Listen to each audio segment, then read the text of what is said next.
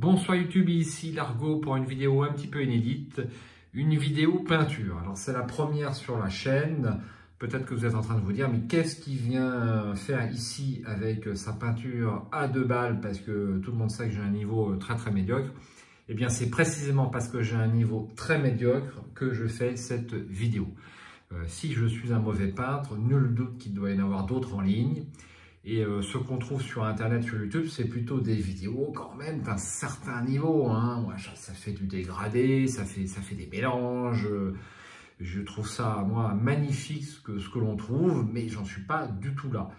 J'ai vu des vidéos pour les cracks, pour les bons peintres, pour les nuls, mais alors pour les quiches comme moi, rien n'est dit. Donc le but de cette vidéo, c'est de vous montrer ce que j'utilise en tant que peintre très médiocre. Hein, voilà. Avant de débuter cette vidéo, un avertissement solennel. Si vous êtes un pro de la peinture, c'est pas une vidéo pour vous, c'est clair. Et si vous visionnez quand même la vidéo, vous pouvez devenir aveugle. Ça peut arriver. Donc je vous conseille d'arrêter là tout de suite la vidéo et puis d'aller chez certains cracks que je ne nomme pas ici. Pour tous ceux qui restent, eh bien, on va passer en revue de façon rapide. Alors, au niveau, on va commencer par le début, peut-être juste un petit mot d'histoire. Moi, ma première figurine que j'ai peinte, c'était pour Space Crusade. Donc, ça remonte à loin parce que je crois que j'avais une quinzaine d'années. Hein, donc, ça fait plus de 30 ans. Space Crusade, un jeu magnifique. Et je me souviens que ce jeu, entre faire une partie de Space Crusade avec des figurines peintes et une partie de Space Crusade avec des figurines grises, c'était le jour et la nuit. Donc je garde un très bon souvenir de la peinture de ces figurines que j'ai fait de façon très amateur, mais rien que ça, eh bien, ça suffisait à changer l'expérience de jeu. Donc c'est pour ça que je me suis un petit peu remis à la peinture il y a quelques temps. J'ai à nouveau arrêté, j'ai à nouveau un petit peu repris, enfin je vais vous expliquer ça et j'ai envie de persévérer un petit peu parce que du coup je m'interdis les jeux avec figurines, ou tout au moins dès qu'il y a trop de figurines je dis stop. Et puis ici il y a 5-6 figurines, je me dis voilà, il faut que je trouve 4 x 4 heures parce que moi je mets beaucoup de temps à peindre une figurine et de façon extrêmement modeste. Donc voilà, j'ai une petite réticence sur les jeux à figurines à cause de ça, donc c'est embêtant. Alors je me suis équipé récemment, je crois que ça fait 1 an et demi que je me suis équipé en peinture. Et puis donc j'ai commencé avec les orques d'Arcadia Quest. Vous montrer un premier petit exemple, voici. Hop, donc ça c'est la première figurine que j'ai peinte, ça doit faire 18 mois. Donc j'ai pris beaucoup de temps pour faire ça, vous voyez. Alors ça fait l'office, hein, moi ça me va très bien sur le plateau de jeu. De toute façon, je suis capable de faire mieux. Enfin, peut-être un tout petit peu mieux maintenant, mais pas beaucoup, si vous voulez. Voilà, donc j'ai peint les orques, il y en a 8, ça m'a pris un temps infini, et puis je me suis arrêté là, parce que c'est quand même super long, et je suis très lent, c'est incroyable.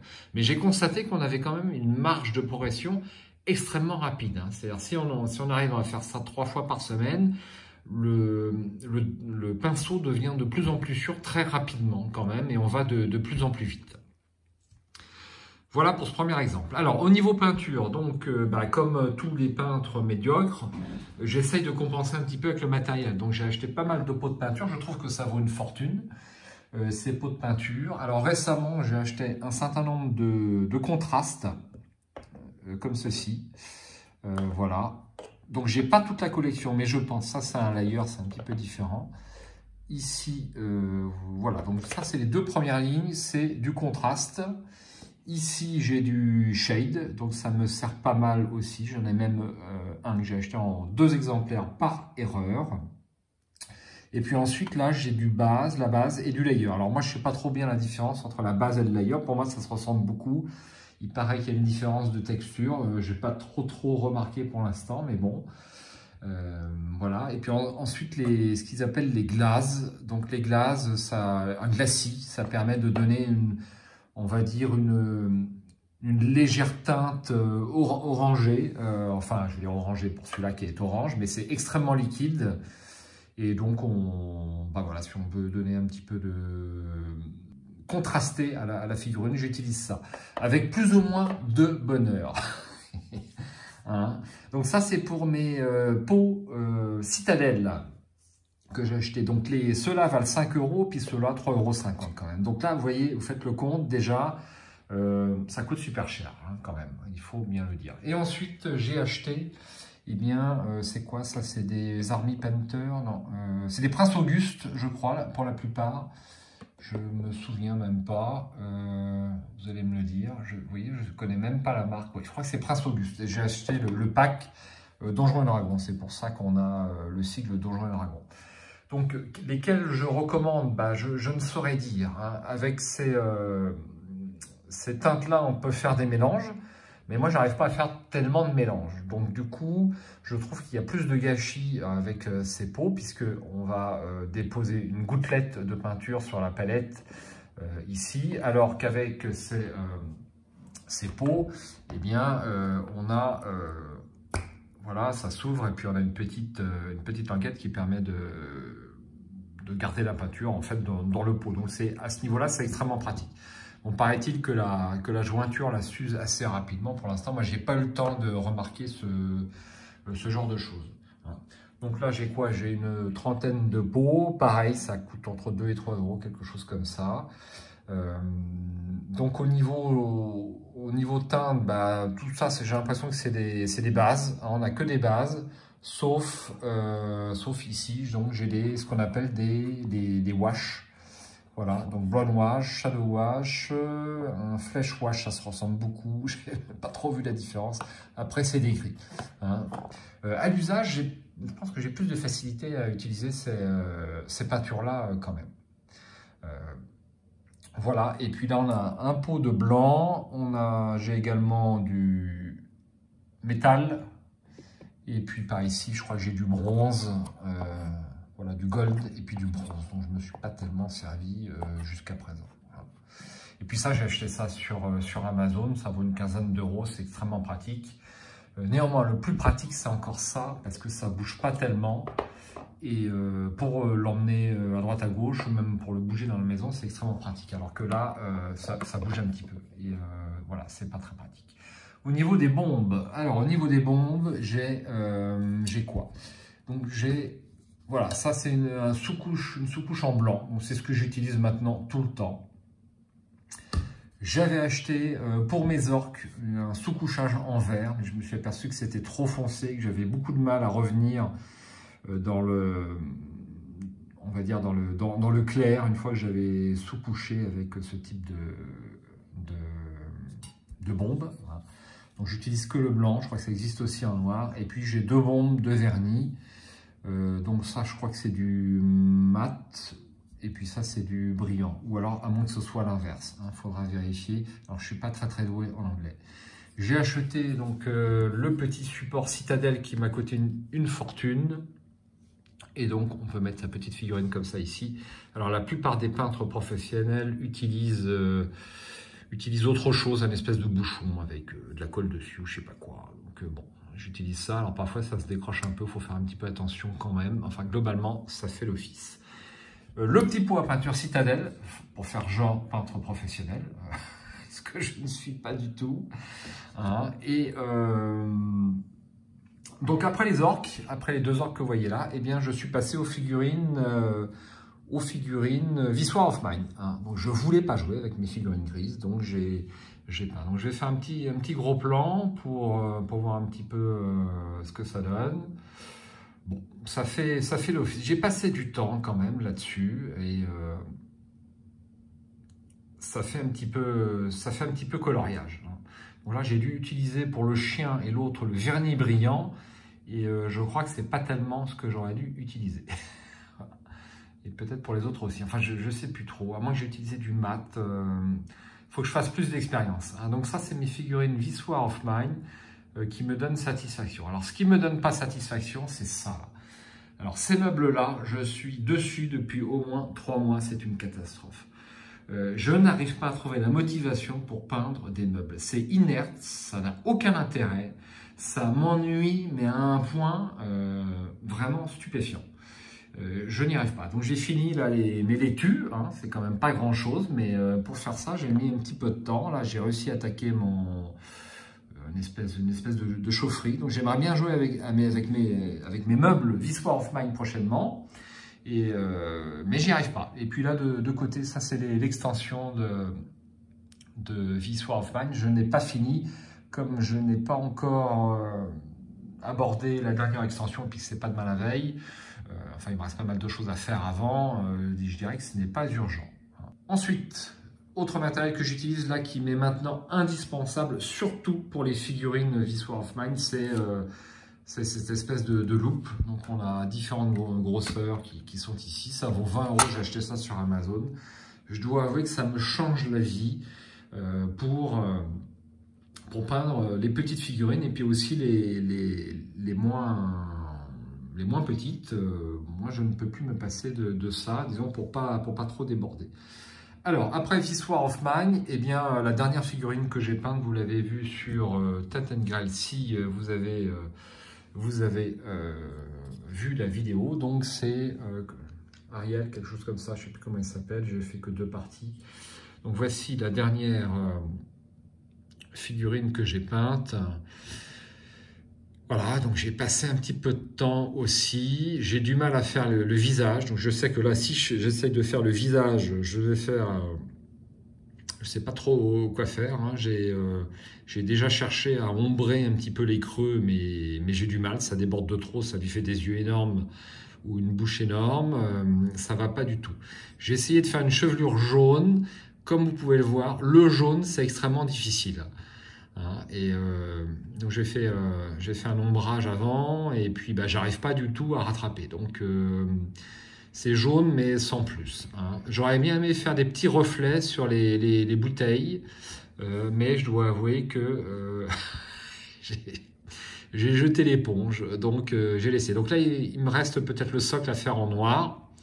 Bon, ça ne saurait tarder. Je vais peut-être tenter de faire un poil le visage. Mais vous voyez, je n'arrive pas à faire de dégradé.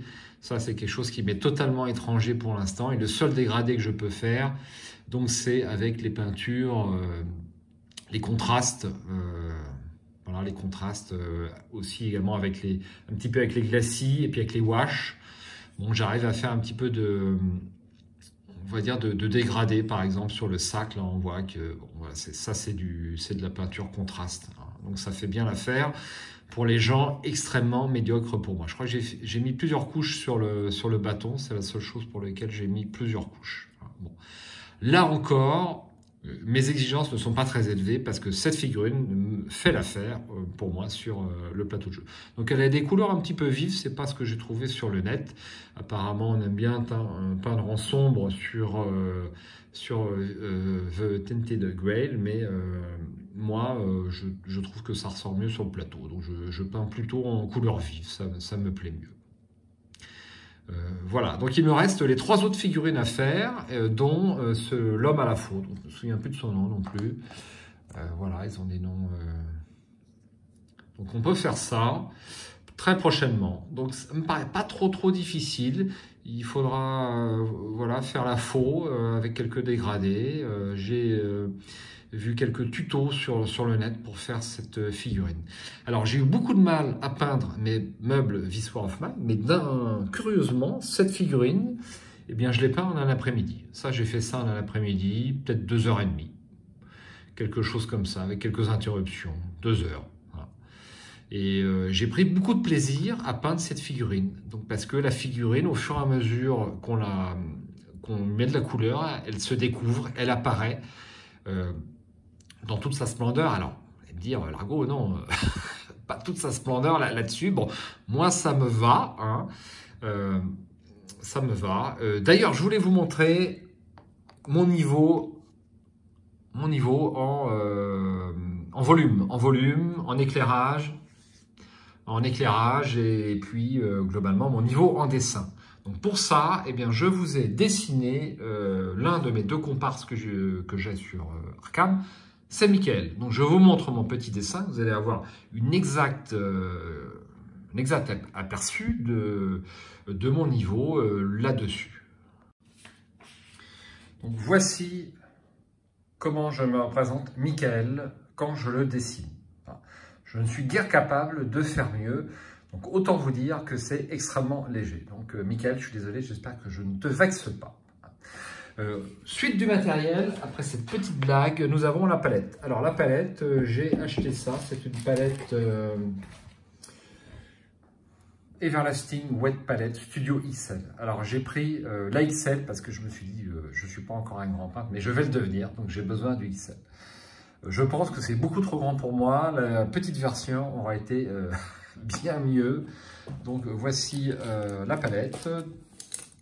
Donc, je dois avouer que je trouve ça assez pratique.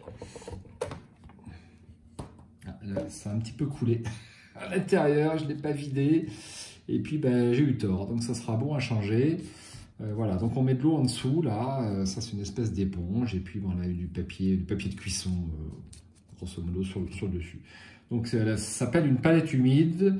Je suis pas sûr que je m'en serve très bien, mais c'est quand même pratique, hein, surtout pour ces pots de peinture là. Et puis du coup là, ça reste tout le temps dans le pot en fait, parce que je ne fais aucun mélange.